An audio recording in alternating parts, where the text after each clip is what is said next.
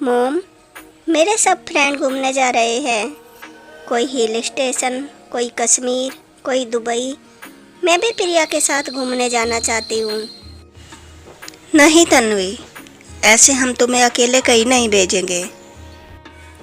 Dad, अब तो मैं बड़ी हो गई हूँ। आप कहिए ना मोम से, मुझे भी घूमने जाना है। पर बेटा, प्रिया कहाँ जा रही है? डैड, उनकी राजगढ़ में पुश्तैनी हवेली है। वहाँ उसके चाचा और चाची रहते हैं।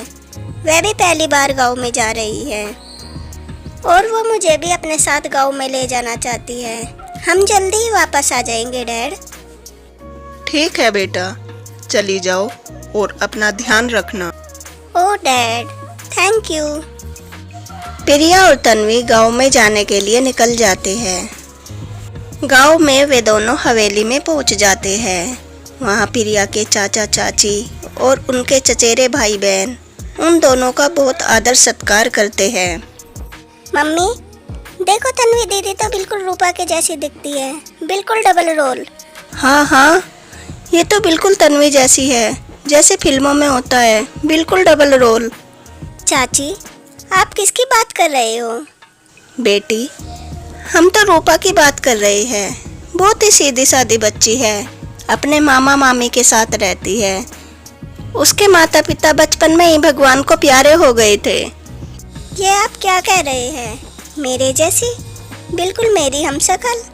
चाची, क्या आप भी मुझे उस लड़की से मिलवाओगी? हाँ हाँ, क्यों नहीं। चलो, पहले मुंह हाथ धो लो, फिर सारे लोग खाना खा लो। जी चाची। और सब लोग मुंह हाथ धोकर खाना खाने लगते हैं। फिर तन्वी और प्रिया अपने कमरे में सोने चली जाती है। Good morning everybody. Good morning, सुप्रभात। चलो बेटे, पहले तुम नहा धो लो, फिर सब लोग मिलकर नाश्ता करेंगे। ठीक है चाची। और फिर सब लोग नाश्ता करने लगते हैं। चलो तन्वी दीदी, आपको रूपा से मिलवा कर लाती हूँ। उसके बाद प्रिया, तन्वी और स्नेहा रूपा के घर जाने लगती है। रूपा के घर के बाहर जाकर उन्हें कुछ आवाजें सुनाई देती है। रूपा, जल्दी जल्दी बर्तन साफ करो, फिर तुम्हें कपड़े भी धोने हैं और उसके बाद खाना बनाना है। जी मामी, अभी सब काम कर रही हूँ। न जाने यह करमजली हमारे गले कहाँ से पड़ गई। इसके माँ बाप भी इसे जन्म देते ही मर गए। अब हम इसका कहाँ से विवाह करेंगे? मर क्यों नहीं जाती तुम? जाकर किसी कुएं में कूद जाओ, पीछा छूटेगा हमारा भी तुमसे। पता नहीं, ऐसे ऐसे लोगों की मौत भी नहीं आती। रूपा की बाहर सिसकने की आवाज आ रही थी। रूपा खाना बनाने चली जाती है। सुनो जी, इसे रात को तुम कहीं दूर जंगल में क्यों नहीं छोड़ आते? कह देंगे सबसे कि भाग गई करमजली, पीछा छुड़ेगा इससे। प्रिया और तन्वी ये सब बातें सुन रही थी और सुनकर अपने घर वापस जाने लगती है। तभी वह खिड़की से अंदर देखती है। कितनी सुंदर और मासूम है ये लड़की, और ये लोग इस पर कितना जुल्म उठा रहे हैं। रूपा दीदी, यहाँ आओ। रूपा तन्वी को देखती है और तन्वी रूपा को देखती है। अरे, आप तो बिल्कुल हमारे जैसी लग रही हो। हाँ, मैं भी तुम्हें देखकर हैरान हूँ। रूपा, मैं तुम्हें इस नरक से बाहर निकालना चाहती हूँ।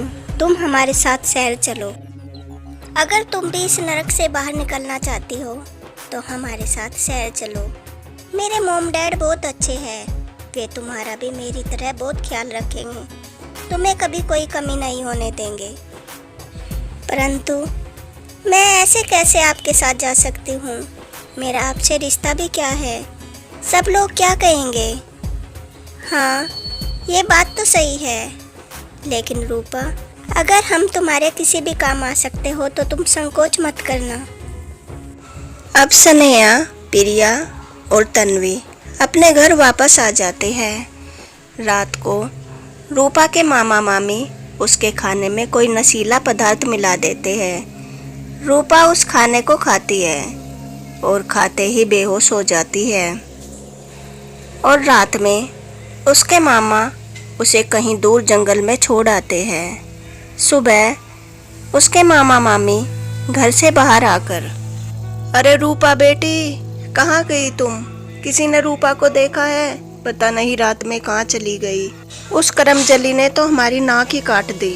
पता नहीं किसके साथ भाग गई। किसी को विश्वास नहीं हो रहा था कि रूपा किसी के साथ चली गई। अरे वो रूपा पता नहीं रात में कहाँ चली गई। नहीं पापा, रूपा कहीं नहीं गई, बल्कि हमने अपने कानों से सुना था उसके मामा मामी उसे रात को जंगल में छोड़ने की कह रहे थे। पता नहीं बेचारी का क्या हुआ होगा, कहीं जंगली जीव तो उसे नहीं खा गए। अरे कैसे मामा मामी है ये? ऐसा कैसे कर सकते हैं उस बच्ची के साथ? चाचा जी, यहाँ कोई आसपास कोई जंगल है क्या? हाँ है, बहुत घना जंगल है, सुंदरवन यहीं पास में है। चाचा जी, जल्दी चलो हमारे साथ, हमें बताओ कहाँ है वो जंगल, सब मिलकर उसे ढूंढते हैं। और सब जंगल में आ जाते हैं और रूपा को इधर उधर ढूंढने लगते हैं। कुछ समय बाद उन्हें रूपा जंगल में बैठी मिलती है। उसका रो रो कर बुरा हाल हो गया था। रूपा, तुम ठीक हो? तुम यहाँ कैसे आई? पता नहीं, जब मैं सुबह सोकर उठी तब मैं यहाँ जंगल में थी। मुझे नहीं पता मैं रात में यहाँ कैसे आई। यहाँ तुम्हें तुम्हारे मामा मामी छोड़ गए हैं। कल हमने अपने कानों से सुना था, वे तुम्हें जंगल में छोड़ने की बात कर रहे थे कि रात में वे तुम्हें जंगल में छोड़ देंगे। मेरे मामा मामी? पर क्यों? अब मैं कहाँ जाऊँगी? उन्होंने मेरे साथ ऐसा क्यों किया? रूपा, तुम हमारे साथ चलो, घबराओ नहीं, हम तुम्हारा पूरा ख्याल रखेंगे। प्रिया और तन्वी रूपा को अपने साथ अपने घर ले जाते हैं। मॉम, डैड, देखो हम आपसे किसे मिलवाने लाए हैं। आ गई बेटी, ये कौन है? ये तो बिल्कुल तुम्हारी जैसी लग रही है। तन्वी अपने मॉम डैड को रूपा के बारे में सारी बातें बताती है। वे दोनों रूपा के हाथ पर एक निशान देखते हैं। ये तो तुम्हारी बहन ही है। जब ये पैदा हुई थी इसे हॉस्पिटल से कोई उठा ले गया था। वे सारे बहुत भावुक हो जाते हैं और गले मिलते हैं। तन्वी के मॉम डैड गांव में पुलिस लेकर जाते हैं। वे रूपा के मामा मामी को पकड़ लेते हैं। रूपा के मामा मामी सारे गांव वालों के सामने अपना जुर्म कबूल करते हैं। रूपा की मामी कहती है, मैं इन लोगों के घर नौकरी करती थी। एक बार चोरी करते हुए इन लोगों ने मुझे रंगे हाथों पकड़ लिया और मुझे पुलिस को पकड़वा दिया। फिर मैंने जेल से छूटकर हॉस्पिटल से इनके जुड़वा बेटियों में से एक बेटी को उठा लिया ताकि जिंदगी भर ये शोक मना सके, चैन से न रह सके, जिंदगी भर अपनी औलाद की याद में तिल तिल कर मरते रहे। क्योंकि इन्होंने मुझे जेल भेजा था, मैं इनसे बदला लेना चाहती थी। रूपा को हमने पता नहीं कहाँ नहीं ढूंढा, वो कहीं नहीं मिली।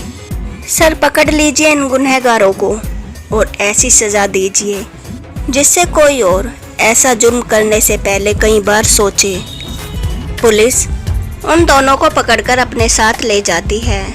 अब रूपा अपनी बहन प्रिया और अपने मॉम डैड के साथ खुशी खुशी रहने लगती है। ऐसी ही नई नई कहानियाँ सुनने के लिए मेरे चैनल को लाइक एंड सब्सक्राइब करें। Thanks for watching.